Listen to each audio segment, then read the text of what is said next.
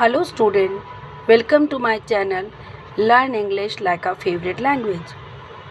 In this video, इस video में मैं आपको फायर एंड आइस पोइट्री की राइमिंग स्कीम और लिटरेरी डिवाइस समझाऊंगी. इंट्रोड्यूस करा चुकी हूँ मैं आपको प्रीवियस वीडियो में. फिर से मैं इसको एक्सप्लेन करती हूँ, लिटरेरी डिवाइस समझाती हूँ आपको, rhyming scheme. Right, I am reading this poetry once again. Some say the world will end in fire, some say in ice.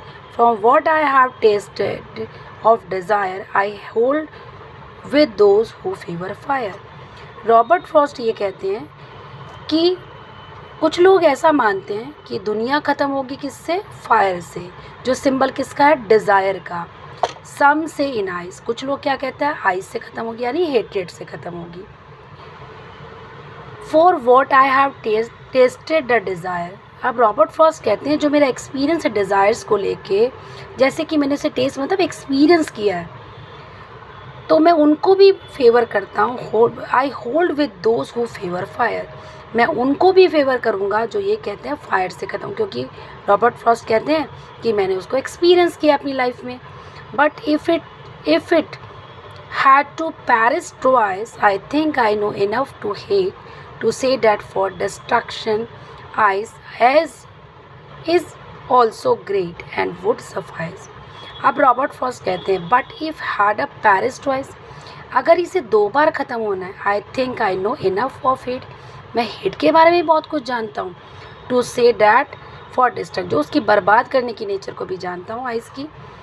Is also great and would suffice, वो भी sufficient है. तो Robert Frost ये कहना चाहते हैं कि इस दुनिया को ख़त्म करने के लिए डिज़ायर और हेट्रेड काफ़ी है, पर ये इसलिए ऐसा है कि डिज़ायर कोई एंड नहीं होता. डिज़ायर पूरी करने के लिए हम कोई भी गलत काम भी करते हैं. हेट्रेड जब नफरत होती है, हम एक दूसरे को मारना शुरू कर देते हैं.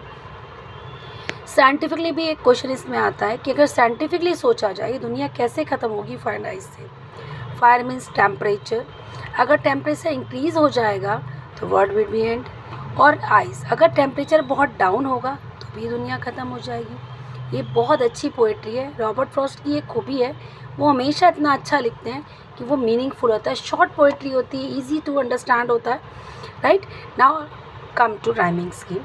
अब मैं आपको राइमिंग स्कीम समझाती हूँ जो मैंने आपको रोड नॉट टू टेकन में भी, जिसे आपने बहुत अप्रिशिएट किया है. राइट,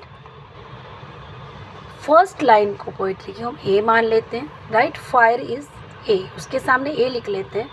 अब फायर से जो साउंड मैच करेगी वो ए होगी, नहीं मैच करेगी तो वो बी हो जाएगी.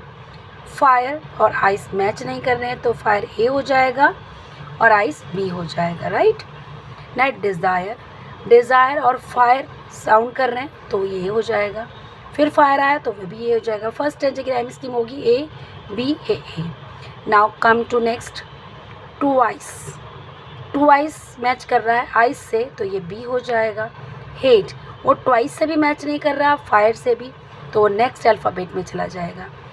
राइट, नेक्स्ट है आइस. सेम, जो आइस का राइमिंग स्कीम है वो भी हो जाएगा. ग्रेट और हेट मैच कर रहा है तो वो सी हो जाएगा. सफाइस आइस से मैच कर रहा है, बी हो जाएगा. I want to say that, जब भी राइमिंग स्कीम बनाते हैं ये वर्ड को पहले लिखना ज़रूरी है. अगर कोई वर्ड उससे मैच कर रहा है तो सेम अल्फ़ाबेट चलता है, अगर नहीं मैच कर रहा है तो नेक्स्ट अल्फ़ाबेट बढ़ता जाता है. राइट, और कभी भी उसको कैपिटल लेटर में नहीं लिखिएगा. राइट, ये इसकी राइमिंग स्कीम थी. ठीक है, now come to literary device, यानी आपकी फिगर ऑफ स्पीच. एनाफोरा, एक वर्ड का बार बार आना लगातार लाइन में एनाफोरा कहलाता है. तो सम इस लाइन में एनाफोरा है. नेक्स्ट एंजैबमेंट. एंजैबमेंट कहाँ होता है? One sentence in the line without any punctuation mark. अब ये sir to say that for distract eyes I also great and wood suffice, इसमें कोई पंक्चुएशन मार्क नहीं, फिर भी सेंटेंस कंटिन्यू है, तो ये क्या हुआ? एंजैबमेंट. Now alliteration. एलिट्रेशन मतलब किसी कॉन्सोनेंट वर्ड का बार बार आना. कॉन्सोनेंट साउंड का यहाँ पे एस साउंड आ रही है, सम से. Right, is a alliteration. And assonance, जब आपको वोवल साउंड है ना, वोवल साउंड आई, तो क्या आपको इसमें साउंड है आई.